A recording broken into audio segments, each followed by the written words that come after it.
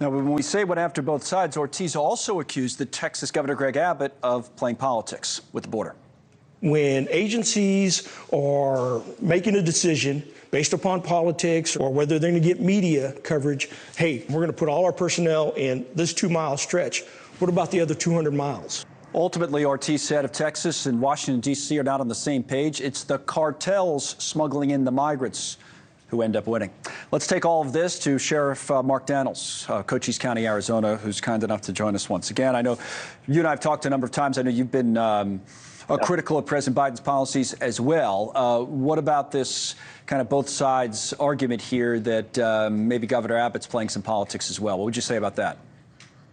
Well, let me start off. Thanks for having me, Connell. Let me just start off by saying Chief Ortiz and I are good friends. Okay. I've worked alongside him, along with the sheriffs in this country, looking up solutions. And I will echo what he's saying, too, is when the President of the United States or the Vice President, the border czar, is not working with your sheriffs or even your leader, Border Patrol, CBP, you know you have some kind of fracture going on. And that's what's going on. That's why you see Governor Abbott doing what he's doing to protect the border.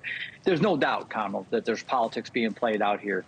And that's leaving communities, leaving this country vulnerable to the criminal intent of the criminal cartels. So I'd be foolish to say there's not politics being played out here on both sides. I don't disagree. I say 51% of the Congress is failing us and the White House.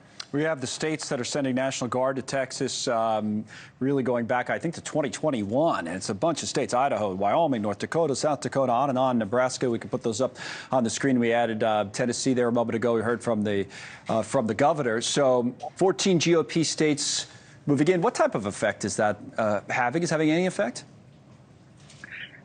I think it sends more of a message, Connell, that these states like Tennessee, Governor Lee there, saying that, hey, we're going to send people down there. The fact is, we see the impact in our county, too. So that's why you see them doing what they're doing. This fentanyl is now staying on the border. These criminals are now staying on the border. And I'm talking about the ones that we can't vet, that we have no idea who they are. So each state, what disappoints me is not all 50 states are not coming together on this. So it's a political issue. It's only Republican governors. Right. I've said this before on your show. I believe it has. I know I've said it on other media shows. The fact that when you protect your party over people, you're going to fail every time. The conversation, to go back to what Ortiz said for a moment, what would be normal for a president? Who would a president normally interact with? Do you know, in your past experience in previous administrations, you've been in the job for a while, right? Or around the issue, at least for a while. Would it be normal for the president to talk, with the Border Patrol chief every so often? What's normal? Well, you got to look at this is a national discussion right now. This ain't like something that's a small in the world of a president. This is huge for him and their country and the people he serves and elected him. It's not abnormal to talk to sheriffs, not abnormal to talk to you would think your Border Patrol chief that governs your homeland security. And I've said it before, and I'll say it again too, is this is the first president in modern time that has not sat down with America's sheriffs on behalf of national sheriffs, Western states or Southwest Florida to say, what can we do better in your communities? What ideas do you have? Remember, sheriffs, and I personally delivered it, a 16-point action plan to Secretary Mayorkas that we felt would help the border. We never got a response on that. Forget 16 points just for the sake of this conversation. Give us one for the State of the Union, Thursday night.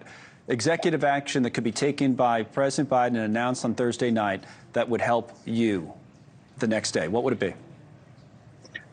Prioritize the border, collective message, state, local, and federal, and provide judicial oversight for the claims being on the border for asylum and credible fear, and you can fix the problem, supported by the rule of law. Okay, so the asylum, that's been talked about, right? I mean, that was, you and I have gone back and forth about this and the border bill and all the rest, but that issue on the asylum claims, that would be most important. Why? What would that do right away? Right away, once you see a collective message, right away that would incentivize the border. If they realize that you just can't come, catch and release, they're not going to come no more. It's going to make it legal ingress. We're going to have it okay. Right now, it's not happening because anybody comes, anybody stays for the most part. You think that'll happen, or? I don't. And I continue to say this. It's been 3.5 years. Why now? You can put elections on that. You can put politics on that. The bottom line is the safety of America should never be secondary or even less. It should be a priority of any elected leader, like local, state, or federal. Right now, the president and Congress has chosen to bury that down into a different category, and that's upsetting to us to wear a badge. All right. Thanks so much for watching. Just go to joinnn.com to find News Nation on your television provider. And don't forget to click the red subscribe button below to get more of News Nation's fact-driven, unbiased coverage.